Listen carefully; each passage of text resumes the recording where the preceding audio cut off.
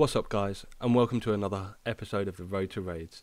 This time we've started off with another Dagannoth task, which I've been getting, a lot more frequently recently, which has been really nice. It's probably because I switched back to Need for a little while as well.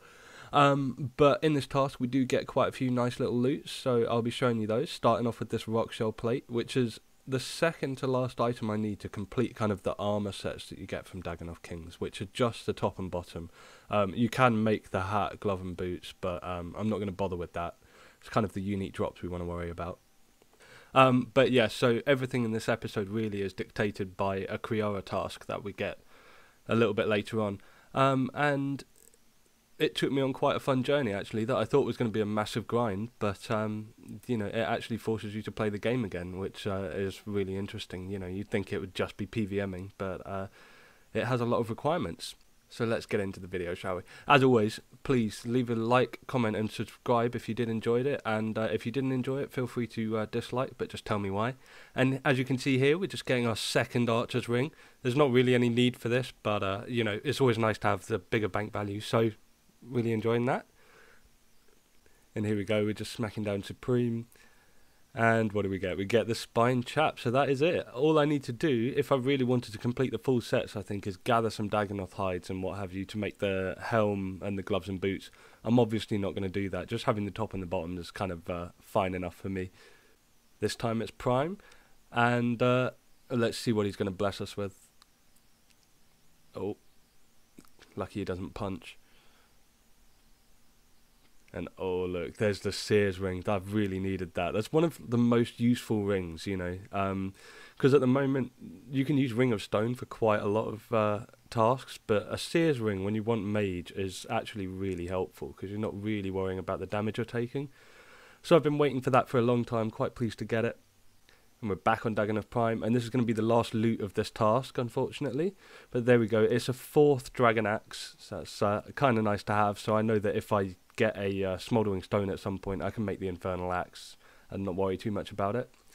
Moving on here, we've got a Kalphite Queen task, and again, I went for a small task of 3 Kalphite Queens because I wasn't too sure that my gear was really up to scratch, and it turns out that I can actually get a whole kill in one inventory, and possibly even 1.5 kills, so that was really nice. And the first kill of the task, we get a Dragon 2-handed sword, so that's another unique item knocked off the list. That's really nice to get. The bludgeon, Kalphite Queen, is amazing. Like, there wasn't many places to use the bludgeon straight after getting it.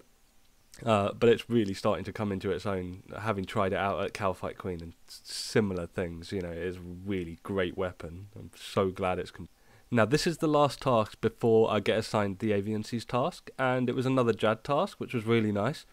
I really enjoy these things. I know, I just need a 40-minute window kind of thing, and I can get this done quite happily. And it always gives me the chance for the pet, which I would love a Jad pet. That's one of the cooler ones, honestly. It's one of the ones I'm going for, and you get an increased chance of getting the pet on a task, I believe. And then obviously I get the cape to gamble at the end, which I have been doing every single time and showing you. So this will be my 4th, as you can just see there. And again, 40 minutes or so. We got the task done, and we've got another cape to gamble, so let's do that. And are we going to be lucky this time? No. Sadly not. Maybe next time. So, I've been assigned my Aviancy task, and I decided I needed to get a Crystal Shield, so that obviously meant imbuing it. Luckily, I had some points remaining, which I didn't know I had, so obviously it's only 20k points.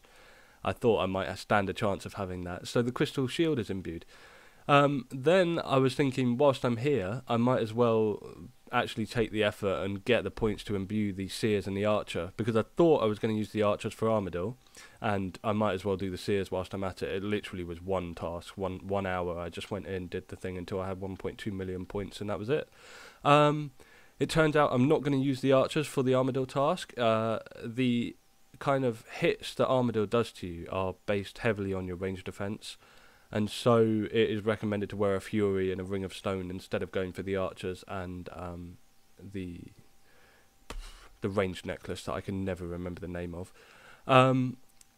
Yeah, and so this is me very early on. You can see I'm in single-digit kill counts there. I've just killed my 9th, and I'm kind of getting to grips with the whole luring it round to get a second minion kind of chinning on him.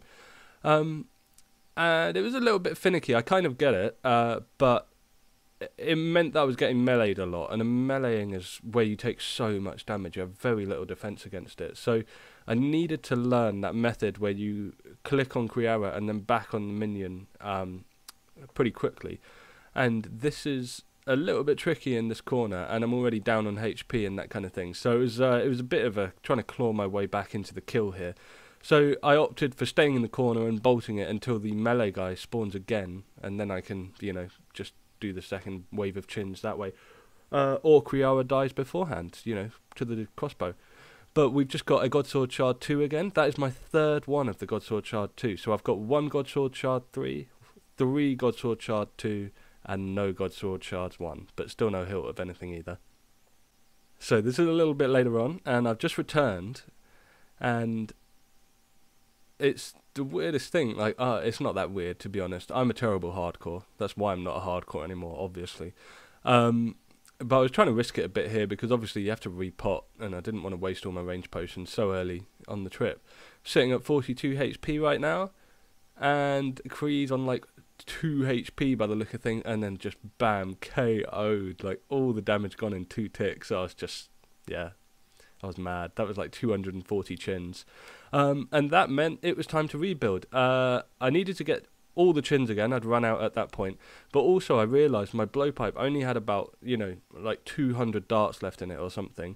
And it was on like 1.8% scales or something crazy low like that. So it was time to get some more adamant darts. And for that, obviously, I needed adamant bars, meaning I needed addy ore.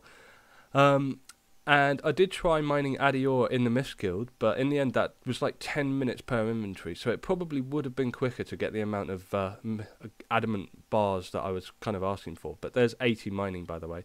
But this is the reason why I came to Motherlode Mine. I figured in the similar time that it would take me to get all the adamant, I would get much more mining XP and lots of other ores that would be really useful.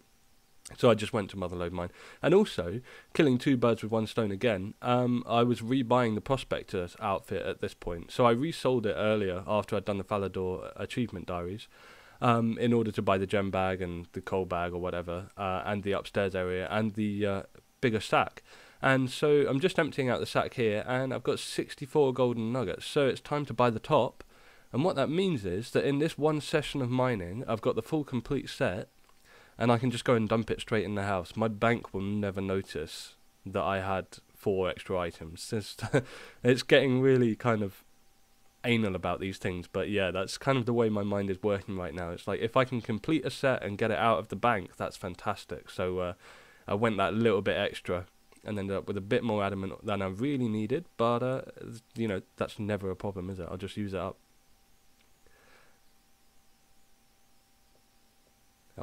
Surprise exam. I'll just do that. I'll be right back. There we are. Bit of Herblore XP, of course. Always got to be Herblore. And it goes in the armor case. I'm starting to learn which one's which with all these things. I'm finally using them. It is making a lot of breathing room in the bank, actually. You know, to be closer to 800 items than 816 is nice. And you can see I've got the Rogue's outfit, Lumberjack, ham robes, prospector kit, angler's outfit. I do need to get the farming outfit, and I need to get the boots to complete the pyromancer set. But here we are. We've been smithing all our bars into the dart tips, and it's time to now fletch 16,000 odd dart tips into darts. So yeah, let's get doing that. So once we'd filled the blowpipe with darts, it was time to refill it with scales as well. So I took the, you know, few scales that were in there, and I went off to Zulrah. This also, again, is kind of macro efficient because I still need the magic Fang of 392 kills. And look, we got a 3rd Serpentine Visage. Yeah, I'm always pretty pleased about these items. I'm not going to break them down. And I like having the extra uniques, but it's not a magic Fang, and I could really use a magic Fang. We got a hard and a master actually to do, and the hard gave us a rune cane, and this kind of led me to realise that I could put quite a lot of these clue items I've got in the bank in the house as well. I hadn't realised that quite a lot of them don't fit into sets. This master, it wants me to craft a blood rune. 7 levels to go. I do intend to do that grind next. I say that, but after this, the kind of the end of what you're going to see in this video, something else happens, which has now changed my grind for the next week again, because that's far more important if you ask me. But you'll have to wait till the next video to find that out.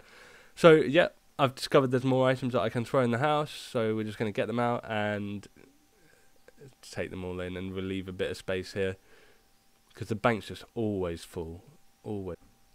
There we go, dumping them in the chest. It's so nice and easy, actually.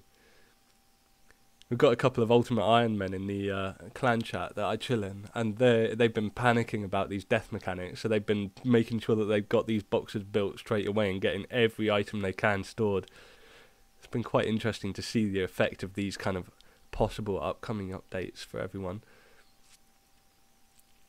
Back at Zulrah again, 421st kill count, and we get a Tanzanite Fang. So yeah. Another blowpipe. So we got 2 blowpipes, 3 serpentine helms, no magic fang. Oh, I could really use a magic fang.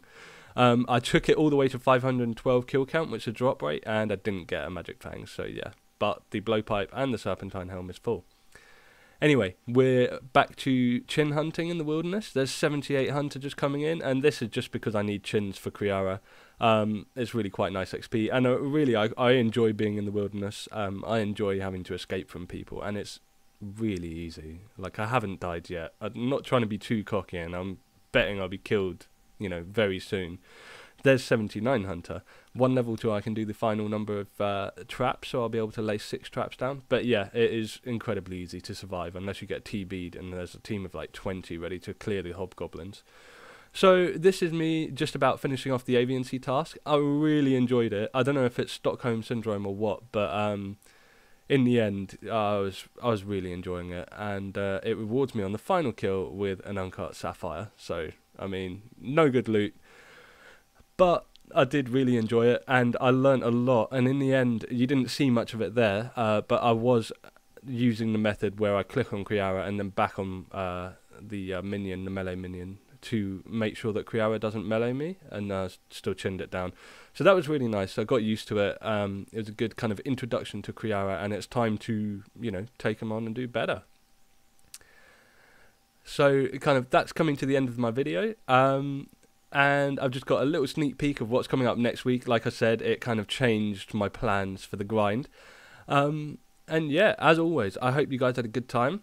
You know, as always, I'll see you on RuneScape. Take it easy, and peace.